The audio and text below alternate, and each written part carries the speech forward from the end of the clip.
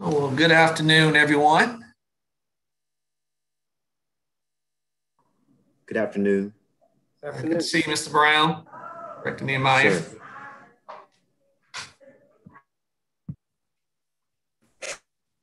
Councilman. I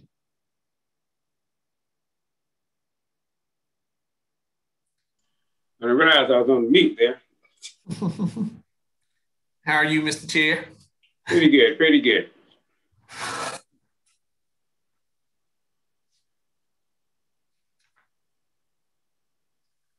This is the countdown.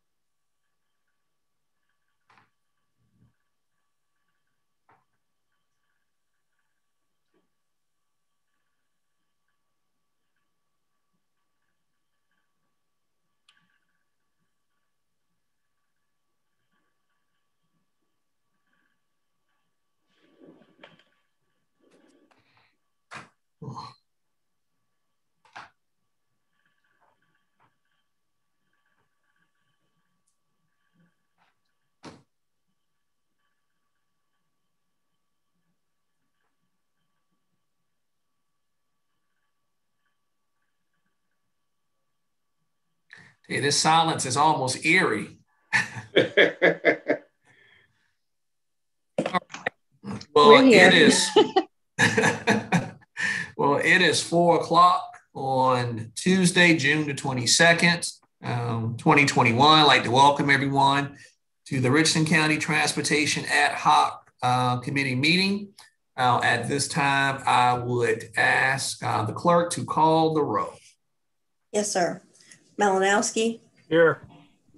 McBride. Livingston. Here. Ovich Walker. Here. Mackey. Here. We have a quorum. Thank you, Madam Clerk. And at this time, do I have a motion for the approval of the minutes? So move, Mr. Chair. Is there a second? Second. All right. Any discussion? All right. At this time, Madam Clerk, you take the vote. Malinowski. Yes. McBride. Livingston. Yes. Ovich Walker. Yes. Mackey. Yes. Motion passes. All right. With respect to the agenda, Director Nehemiah, any changes to the agenda or any additions? Sir, we have no additions or changes to the agenda. Okay. Is there a motion to adopt the agenda? So moved. Is there a second? Second. Any discussion? Okay. Madam Clerk, you take the vote. Malinowski. Yes. McBride. Livingston. Yes. Ovich Walker. Yes. Mackey. Yes. Motion passes. All right. The next item on the agenda, item 4, is an item for action. That is the Spears Creek Church Road project, which is on pages 4 through 11 of your packet. Director Nehemiah, if you would at this time, would you please share with the council, this committee rather, the details of this project? Certainly. Thank you, Chairman Walker. Sure. Before you today is the request from staff to have scope built back into the Spears Creek Church Road widening project.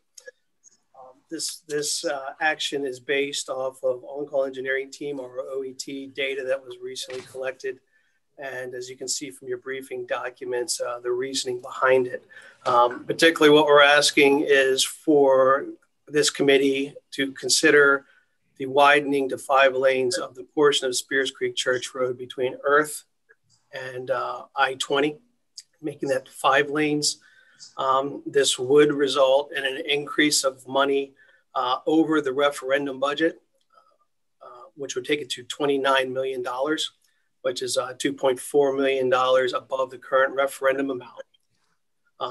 That is the main staff request is option one. Of course, this committee and council has the option to leave the project as it was descoped and approved back on May 5th to only use have a 3-lane project between the terminus of the termini of the road. Any questions? I'd be glad to answer or ask them or answer them. Sure. Any questions for Director Niemeyer? Mr. Chair. Yes, you're recognized, Councilwoman McBride, and good afternoon to you. Good afternoon. I've been trying to get on for the last 10 minutes. So I don't know what happened, but I am present. Well, we're glad to have you, Councilwoman. You have any questions for Director Niemeyer? No, I missed his presentation, but I did read the information. Okay. It appears that Councilman Malinowski has his hand raised. Councilman, you're recognized. Thank you, Chairman Walker. Mr. Niemeyer, under the additional fiscal budgetary information on page 4 of our agenda, while you say there are currently sufficient funds for all design costs related, and then it says funds for all these other items will be requested in future fiscal year budgets. Do we know that there are enough dollars for those things right now without any changes? They're in the out years, we'll have money available either from current revenue as well as account balance. So yes, sir, there will be. All right. Also, I enjoyed reading your sleight of hand with the numbers on page 5, where you take a referendum amount, added 2.4 million and came up with a result of a 20 million savings from the original scope. However, the fact still remains that what you're asking for is 2.4 million more than what was recently approved. So there really is no savings to what was recently approved. It's an addition of $2.4 million. And how many total de-scoped projects did we have? Without the document in front of me, I believe there was nearly 15 or so, sir. And I can. Okay, that's all I wanted was about 15. So we've got 15 de-scoped projects, this being one of them. And now we're coming back and saying, well, because of certain information that was provided after whatever work and looking into it was done, we want to change that de-scope and add more money to it. Seems to me that if this is the way we're going to do business and we keep adding and adding to the other ones as we find additional information, the ones that really get left out are the last few or a couple that come to the drawing board, because there definitely will be no funding there. If it's important enough that this was looked at and a portion of it is needed, then I really think we ought to take the same individuals to look at all those other de-scope plans and find out if in fact changes are needed there to help with level of service and safety and whatever else it was that they were looking at. Because to add to one to the exclusion of the others does not seem fair. And as I said, if this happens, say for the first 10, you'll be out of money before you get to the last ones. Now, you also mentioned that there right now, because of de-scoping, is about $56 million remaining in the roadway program money. And that's not including the $52.5 million set aside for that I-20 Broad River Road interchange project that the state is doing. So those two totals combined are $108.5 million. I would think that we should go back to all the de-scoped projects. If you've got $108 million and you've got, we'll say 15 projects, that's quite a bit of money per project. And it won't take the same amount for all of them, but I would like to see them all looked at again to see what we can add to the other projects to bring it closer to what the people were told when they voted for this in the referendum. Is that a possibility? Yes, sir, it definitely is. Then my motion, which would be neither of the two options right now, Mr. Chair, I would make a motion that we direct the transportation staff to look at all the descope projects once again and find out, with the additional funding that we're being told there is, what could be done for these other projects, for all of them, to help increase the level of service on the projects and the safety, and get it as close to the referendum, what the voters were told as possible. That would be the motion I'm making. And you're making that motion right now, Al? Right now to include this particular project, yes. Okay. All right. There's a motion. Is there a second?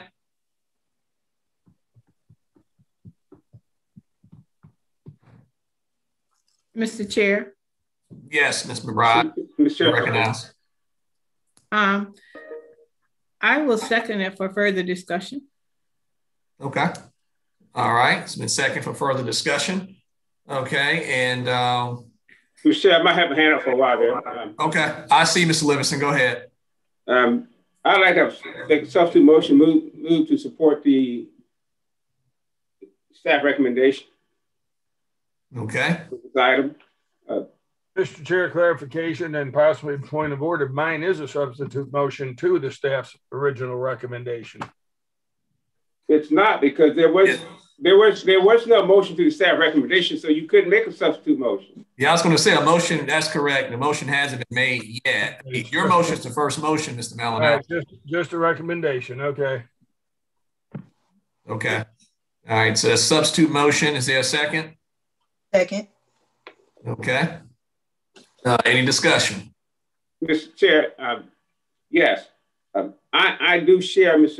Malinowski's concern, but what I'm concerned about is we have to get a certain stage on some of these projects to know to what extent the actual cost is going to be. And I'm not sure how long it's going to take for us to go back and descope all these projects and end up delaying them and costing even more money and so forth. I'd like to think that with the amount of money left, I can't imagine most of the projects that's been descoped not being rescoped to some extent at some point sometime in the future. So that's why I wanted to move forward with this one, because of the significance of this particular project, and figure out a way to look at all the rest of them as we move forward. So your motion, Mr. Livingston, is to move forward with this project, but at the same time, we go back and look at the other projects. Yeah. You know, if it's, I guess, the viability of rescoping the descoped projects that remain. Right, the ones that warrant, for whatever reason, descoping. Some of them may have been completed to some extent already. Some of them may not need to be considered for descope, but those that need to be considered for descoping, at least look at those. Okay, and Councilwoman McBride's had her hand up for a while. Councilwoman McBride, then back to you, Mr. Malinowski.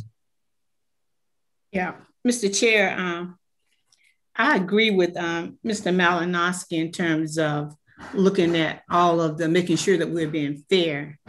But my concern is also in I guess in support of Mr. Malinowski at this time is that, are there other resources that the county can use that may assist with all the infrastructure money and other resources coming down that we might be able to use on any of these projects? And I don't know whether the administrator or anyone can answer that. Sure, either Director Nehmeyer or Ms. Steele, or maybe the county administrator. Certainly, Mr. Walker. This is Michael Nehmeyer. There's outside funding available. It's just a matter of knowing about it and having the resources to apply for it. I sat in today on the CTC meeting where Public Works presented a project that was 20 years in the making. They got funding that way. So CTC is a great example of potentially outside funding for, in the range of $500 to $1.5 million.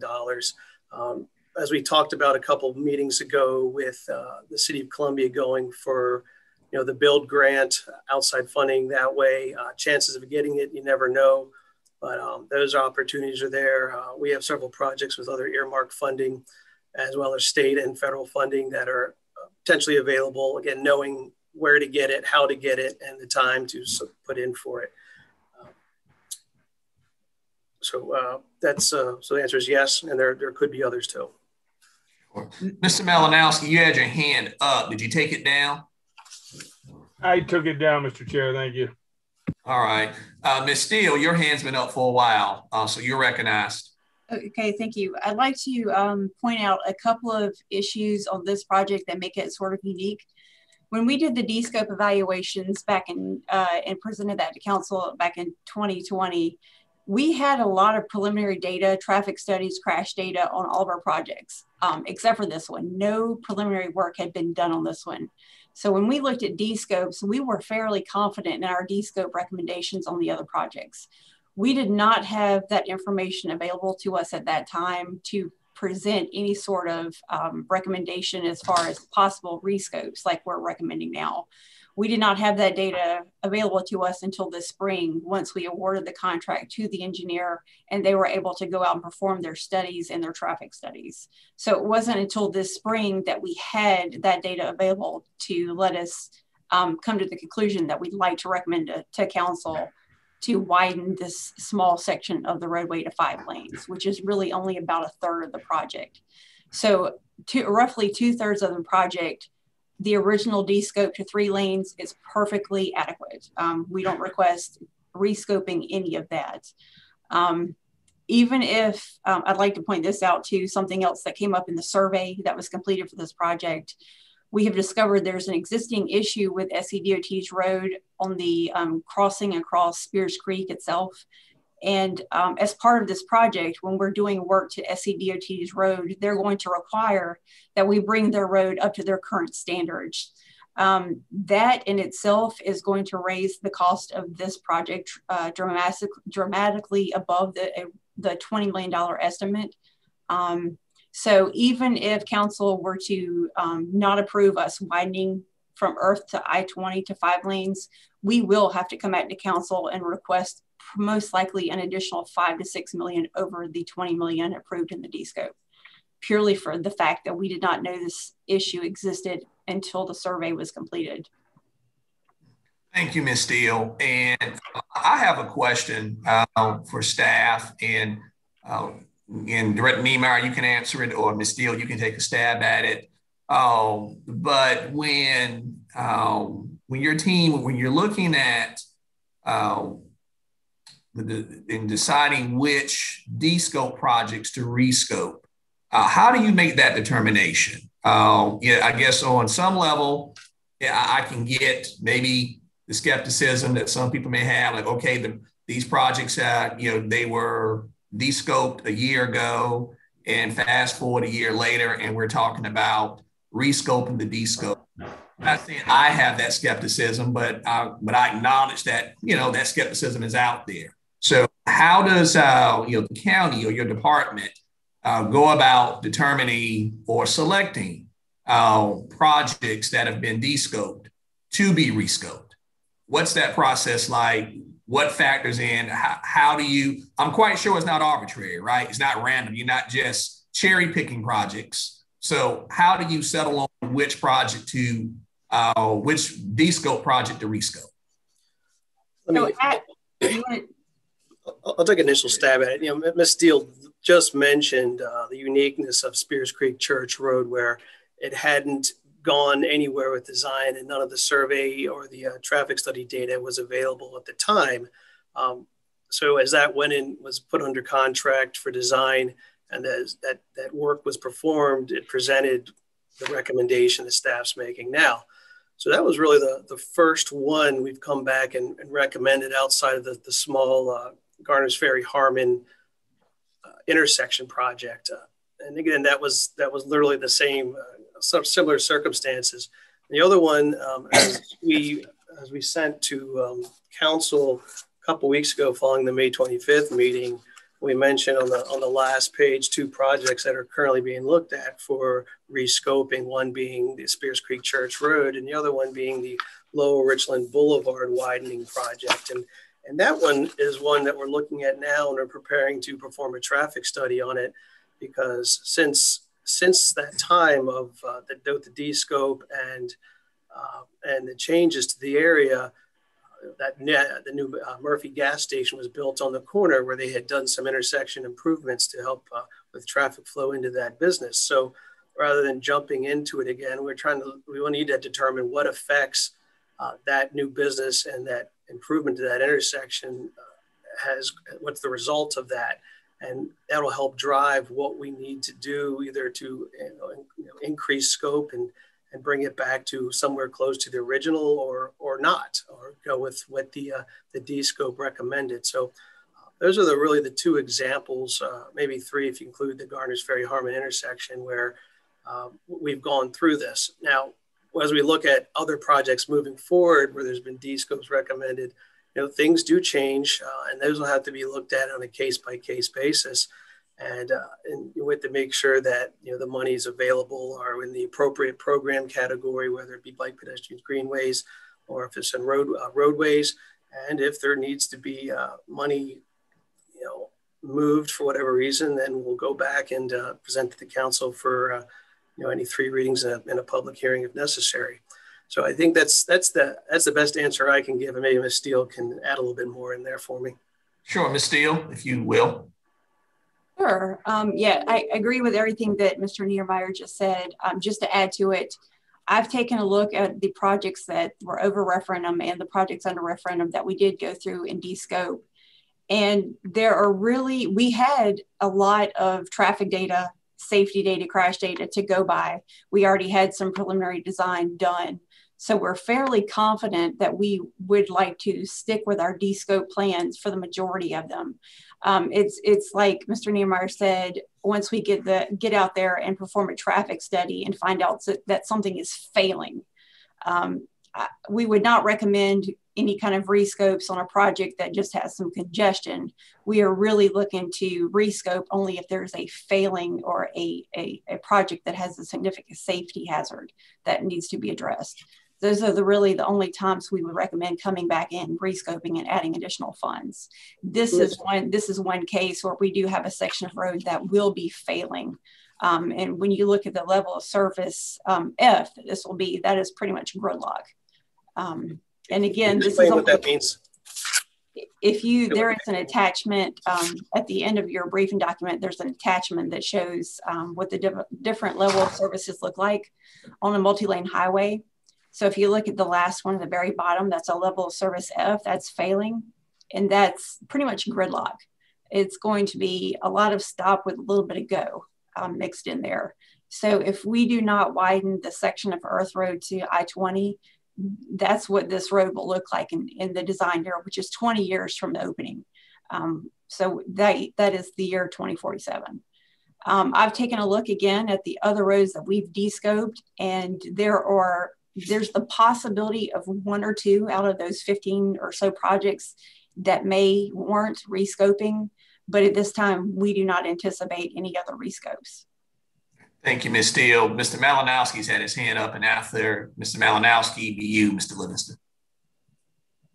You recognize Malinowski. Thank you, sir. I think it was Ms. Steele said that this spring they had data available on this particular project. I'm guessing that's sometime March or April. Was the data available, or that's when they went out to get the data? That would be both. That's when they went out. The spring is when they went out and completed their traffic study, and also they performed their survey, the actual physical survey of the site. So we're only looking at 2 or 3 months to address Mr. Livingston's concern on how long it would take for looking at all the other projects. And it only takes 2 or 3 months. And you tell these people go out there, and that's all you have is 2 months or 3 months to look at all of them and come back with info. We could get that information in a reasonable amount of time. Also, is the 5 to 6 million additional funds you're talking about with the new rescoped amount, would it still be 5 to 6 million more if we stayed with the original D-scope? Well, for the first point, there isn't a whole lot of extra data we need to go back and reanalyze all these projects to recommend rescopes. We already have traffic analysis, crash data on pretty much most of them. So there's nothing else for us to collect that would want to, that would make us want to change our minds and rescope those. That's why at this time, I'm fairly confident that we're not going to come back, with the exception again of 1 or 2 projects, to recommend a rescope. We already have the data we need, and we had that information available to us when we did the D-scope evaluation. So I'm pretty confident in looking at that.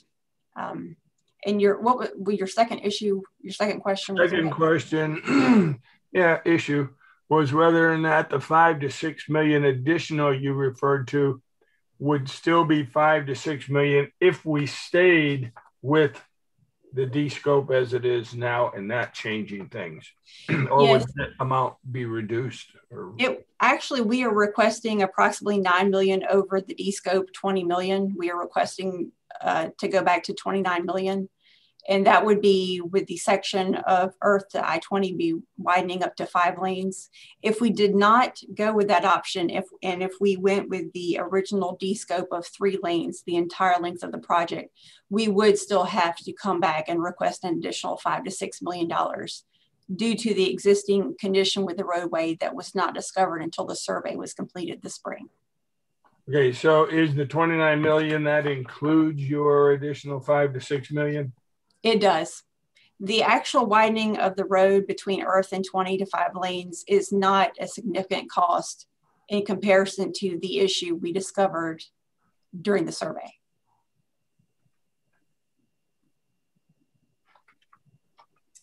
All right, now I'm done. Go ahead, Mr. Chair. All right, and Mr. Livingston, then Ms. McBride, and then Councilwoman Maskey. You're right. I'll try to be brief. You know, one of the things we talked about when we engaged in the de-scoping was the fact that we may need to come back and look at some of these. That's why when we did the de-scoping, we didn't tie up all the funds that were available, because the staff mentioned at that time that we may need some funding to take a look at something that's further down the road. So that's why this doesn't surprise me.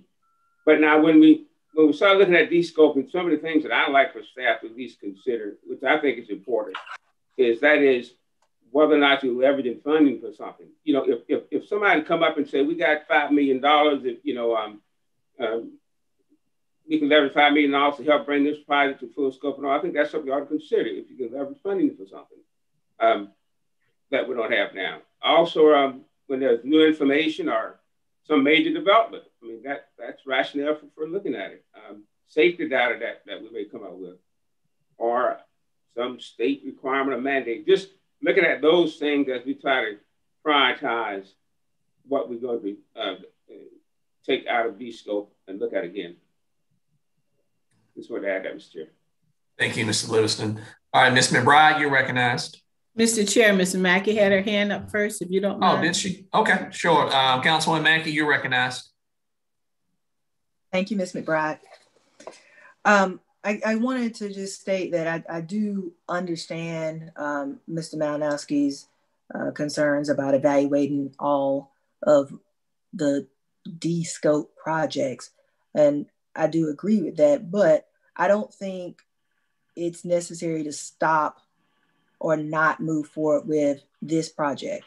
Whatever happens with evaluation of the other projects that have been D-scope does not change the information that we know about this project, about Spears Creek, and the information that you found. And so I think moving forward with this project is the right thing to do based off the information that we have, and knowing that we want to provide the best level of service on that road for our constituents. And I also think we have to continue to remember that things change and these projects may change, and we always need to be open to new information that your team receives and provides to us, and always take a new look at these projects. So even if you go back now and look at some of the projects that have been de-scoped and you get this information, I think we as a body have to know that in 2 years or 3 years, that information may change too. And that's part of growth in a community.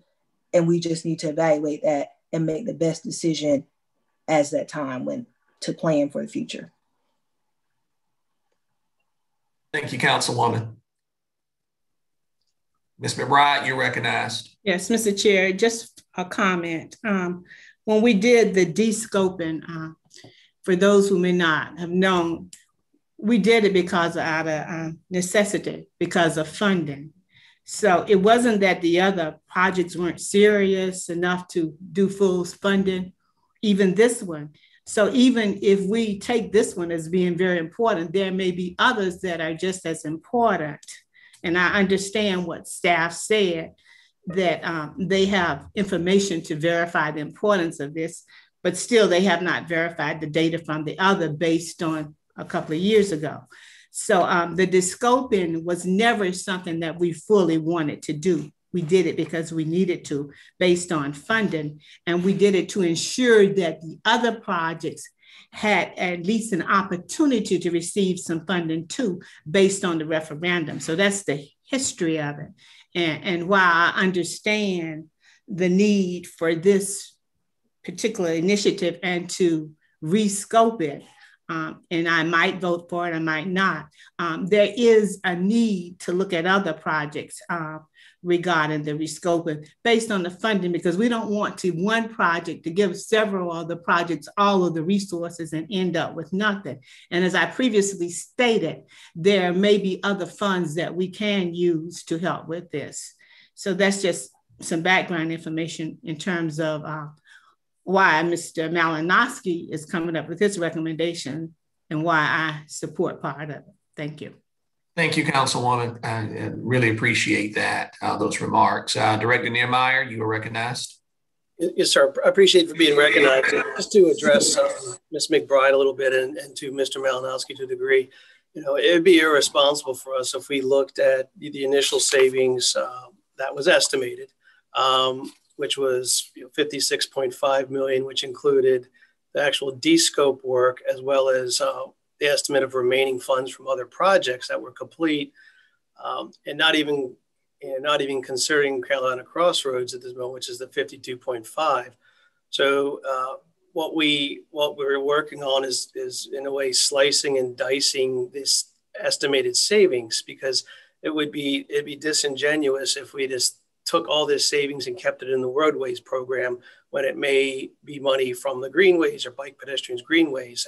That would be moving that parts of that $80 million that was allocated for that into the roadways. And that's not how the program's set up. So we've initiated that analysis in determining what bucket the estimated savings falls into, so we can ensure that we're staying within those proverbial lanes in the road and not crossing that funding up.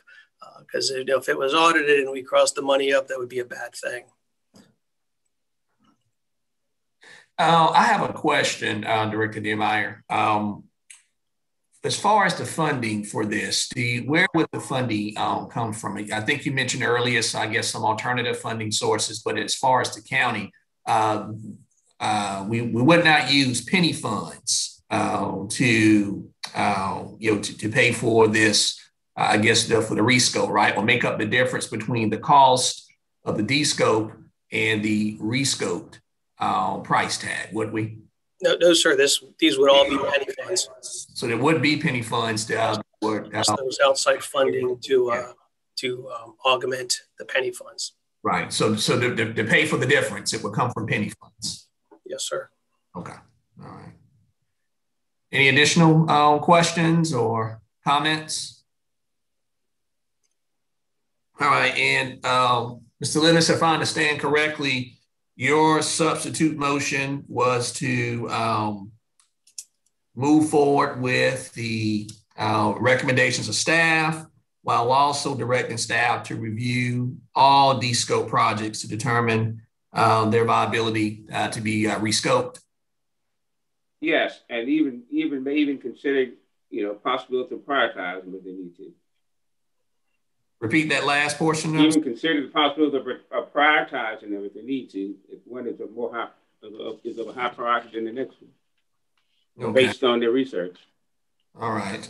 So Mr. Levis's motion is to move to accept the recommendations of staff, with respect to proceeding with the Spears Creek Church Road project, which is option one. Option one would be the revision of the approved descope plan to widen the section of Spears Creek Church Road between Earth Road and I-20 to 5 lanes and increase the referendum budget for this project to $29 million, while simultaneously directing staff to review all descope projects to determine their viability to be rescoped, as well as prioritizing those projects as well.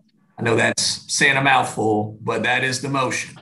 And to consider, Mr. Chair, and to consider those things I mentioned as leveraging funding and, new information regarding the major development, safety, consider those factors as they do that, though.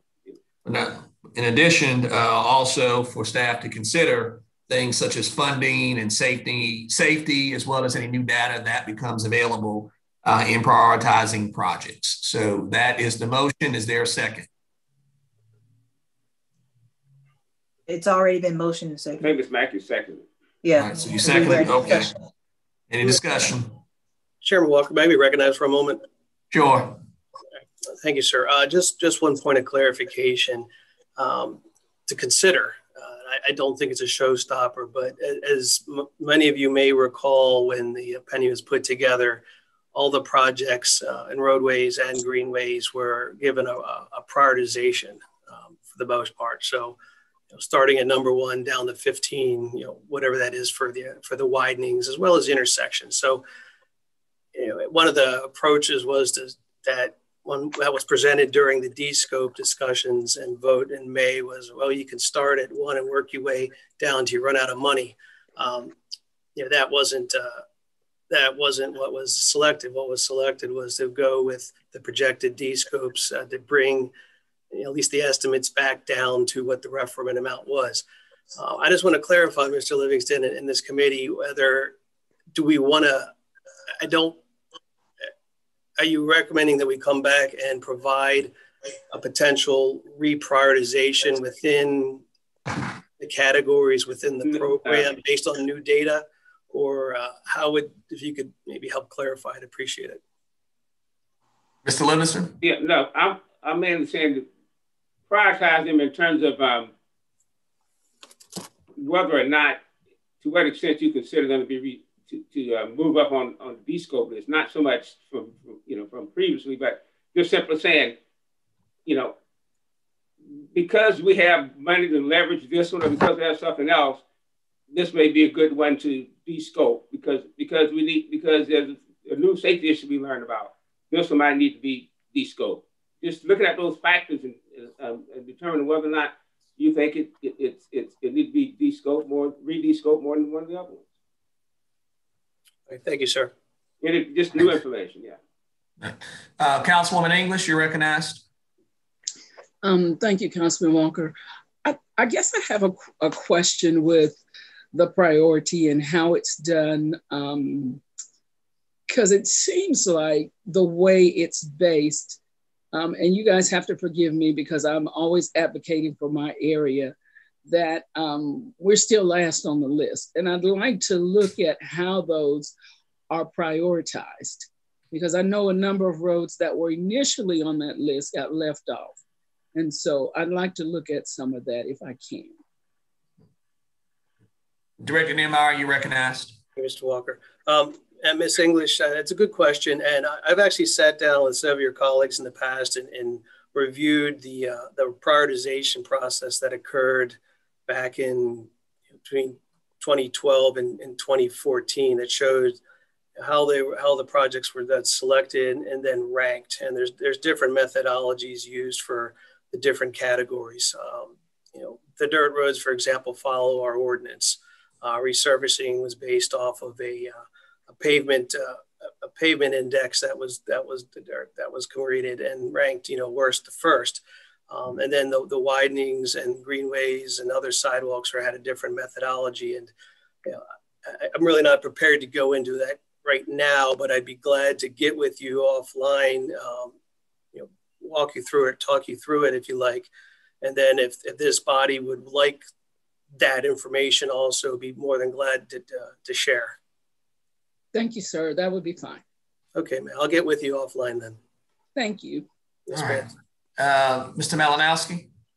Thank you, Mr. Chair. Mr. Niermeyer, where on the original priority list did this project stand? I believe Spears Creek, as far as road widening, was closer to the bottom. I think it was 14 out of 17. Okay. And are some of the other roads that were de-scoped in front of this one on that original priority list? Yes, sir. We have 1, 2, 3 ahead that are actually not built yet, getting near, 3 that are off of they're completed, or state roads that couldn't be de-scoped. The money's the money. And then and this is just the widening category, sir. Okay, I understand. So that means that the actual this particular project actually is going to be jumping other projects that are supposed to be ahead of it on that priority list, correct? Not completely, sir. If you let me elaborate a little bit. So of all the widenings, Hardscrabble Road is a state project where we provided $29 million to it. So that one, as far as we're concerned, it's complete. Clemson Road widening is complete. Leesburg Road widening is a state project where we'll be funding the referendum amount of $4 million to the state. North Main Street widening, in partnership with the city, where it's federal grant funding. That one's nearing completion this fall. Bluff Road widening, we've already done phase 1. There's a phase 2. That one, we have to work within that amount of money that's allocated. I believe that one was de-scoped, hasn't been built yet. There's a Bluff Road area improvements, same thing. Shop Road widening, we've partially done Shop Road widening. There's a phase 2 that was de-scoped to a degree, the sidewalks. We have Atlas coming up. That one's in design. That one's been split and de-scoped. Pineview Road was de-scoped. And then, of course, Blythewood Road widening and Blythewood and neighborhood improvements. Well, Mr. Niermeyer, you don't have to go through all of those. I mean, the fact is this ranked 14 out of 17. There are 3 others that ranked ahead of it. So I'm just looking at it that this is jumping over 3 others. That's all. Thank you. Ms. Steele? Yeah, I just wanted to jump in on that topic real quick to let Mr. Malinowski know that all the other widening projects, with the exception of Pineview, had already been awarded and design started before this project was even awarded to an OET. So this is the last, besides Pineview, because that one came back to council a few times in the past to change the scope before we de-scoped. Otherwise, this project is the last on the list and is the last to be started up. Nothing as far as being awarded and design started has skipped any other project. Ms. Mackey. No, thank you. That was all I had. Thank you, Ms. Steele, for clarifying that. That's all I wanted to make sure the record showed nobody was skipping. Ms. Newton is on the line. Ms. Newton, you are recognized. Thank you. And please forgive me, as I just joined this conversation at the time when Mr. Malinowski asked his question. And so I may have a lot of information before then, but for my information in this framework, where does the Lower Richland Boulevard road widening fit? I didn't hear that mentioned. That's a good point, ma'am. Yeah, that one's currently, as you and I have discussed, was never started, and there's actually another one that started, and we're preparing to do a traffic study to evaluate the recent construction of that Murphy's oil station, that Murphy's gas station, and see how that's changed the data. And then once we have the data, be able to come back to this body with a recommendation on, to go with the, what makes sense with rescoping and what the options would look like. I guess, thank you for that. My question was more from a priority perspective and a ranking perspective. Where does the Lower Richland Boulevard road widening fit into the framework of what you're discussing? That one is right below Spears Creek Church Road, followed by Polo widening. Thank you.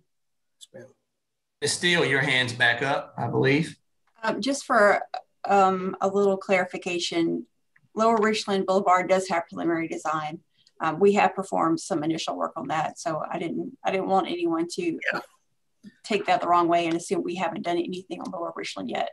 It does have a preliminary design based on the original 5-lane widening scope. Thank you, Ms. Steele. Any additional questions or comments? Okay. Madam Clerk, take the vote.